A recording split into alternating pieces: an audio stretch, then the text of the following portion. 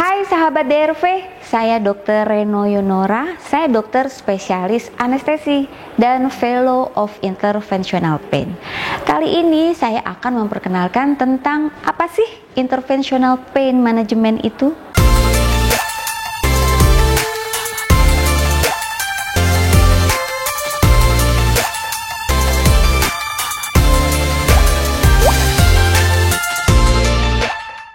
Interventional Pain Management adalah bagian dari salah satu tindakan kedokteran untuk mengatasi nyeri. Mengatasi nyeri tanpa operasi. Apa saja bidang ilmunya? Itu dari kepala sampai ke kaki.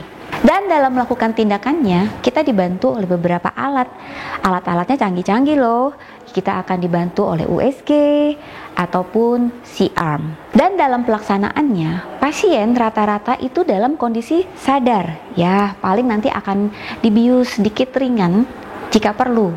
Kenapa sadar? Karena dalam tindakannya nanti pasien diajak komunikasi untuk menilai area-area yang kita tuju. Jika sudah pasti, nah kita akan melakukan tindakannya. Seperti apa sih tindakannya? Banyak orang menanyakan pada saya, kayaknya serem deh tindakannya. Enggak, sebenarnya tindakannya adalah tindakan yang sangat minimal invasif. Tapi sebenarnya tindakannya tidak terlalu menyeramkan. Oke, saya pakai jarum dan kadang-kadang saya dibantu oleh beberapa alat yang lain. Tapi saat penyuntikannya itu pasien sangat-sangat comfort biasanya.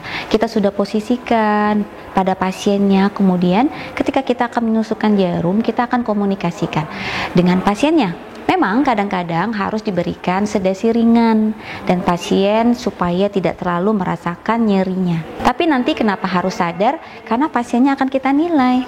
Akan kita nilai apakah areanya sudah tepat atau belum.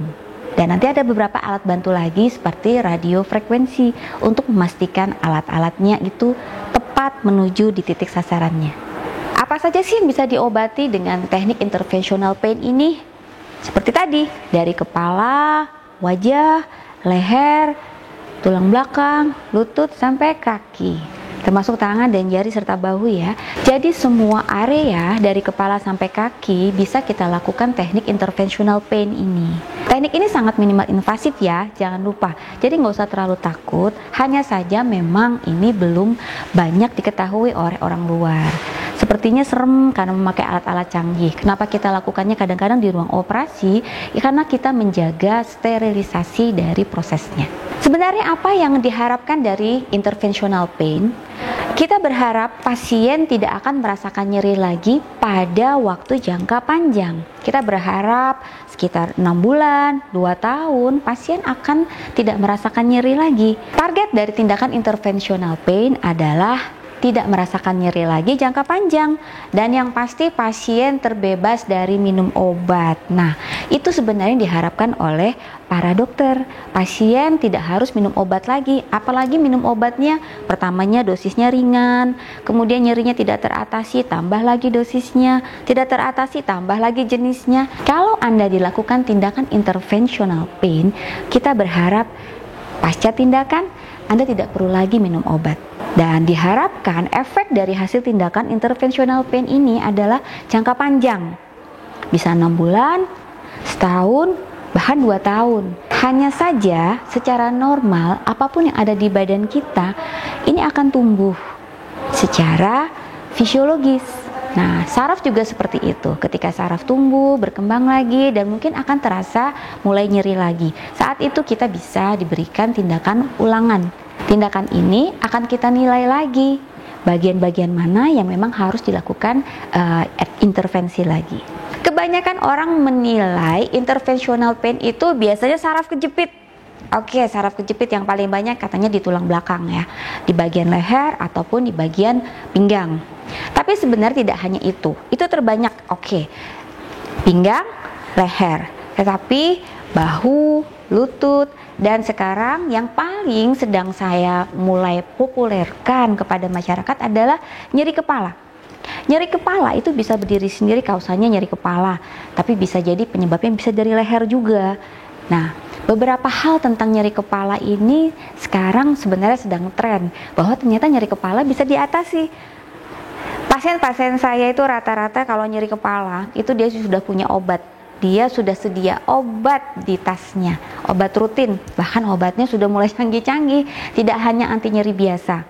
Dan ada juga pasien-pasien vertigo. Sekarang yang sedang saya populerkan adalah pasien nyeri kepala dan vertigo. Itu ternyata bisa kita sembuhkan sehingga dia tidak harus meminum obat lagi.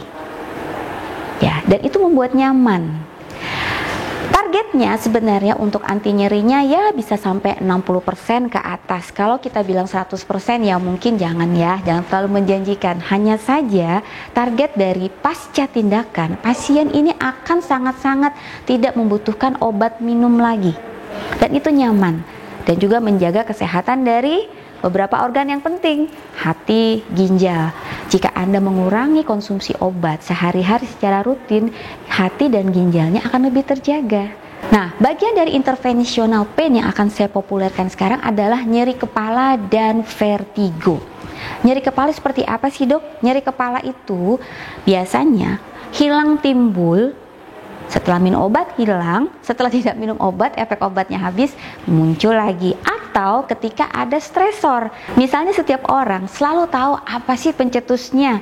Telat makan bisa, ada masalah bisa, ada beban kerja bisa, ataupun dalam keseharian memang dia kadang-kadang muncul karena pekerjaannya, posisi, ataupun berhadapan terus-terusan dengan komputer dan sebagainya. Banyak hal yang bisa mencetuskan nyeri kepala. Gejala nyeri kepala itu berdenyut, seperti ditusuk-tusuk, atau berat seperti ada beban berat, ataupun di sini semuanya kerasa berat. Itu biasanya nyeri kepala yang dominan banyak dialami oleh masyarakat. Dan kalau vertigo biasanya pencetusnya adalah pergantian posisi, itu yang terbanyak saat mau tidur, bangun tidur, ataupun ketika dari duduk mau berjalan, dan banyak hal lain yang membuat pasien tidak nyaman kepalanya. Intinya kalau vertigo adalah gangguan keseimbangan. Dan nyeri kepala ataupun vertigo itu adalah penyakit hampir semua kalangan. Baik dari anak-anak, dia rata-rata itu mulai SMP loh sudah mengenal nyeri kepala sama vertigo. Mungkin yang di bawah umur SMP belum bisa mengungkapkan kalau dia sakit kepala ataupun itu vertigo. Tapi rata-rata pasien saya dia sudah mengenal vertigo ataupun nyeri kepala itu sejak SMP. Teratasi dengan minum obat, tapi rata-rata akhirnya ketergantungan obat. Harus siap-siap obat itu terus. Jadi, nyeri kepala ataupun vertigo itu bisa menyerang pada umur berapa saja. Jika Anda memiliki nyeri, tidak sembuh, kambuh-kambuhan, bahkan menahun, itu sudah saatnya Anda harus konsultasi kepada dokter ahli interventional pain, sehingga nyeri Anda bisa teratasi. Dapatkan informasi medis langsung dari Dr. Tito dengan subscribe channel YouTube ini. Anda juga bisa membagikan semua informasi berharga di sini dengan cara share ke teman-teman atau kenalan Anda.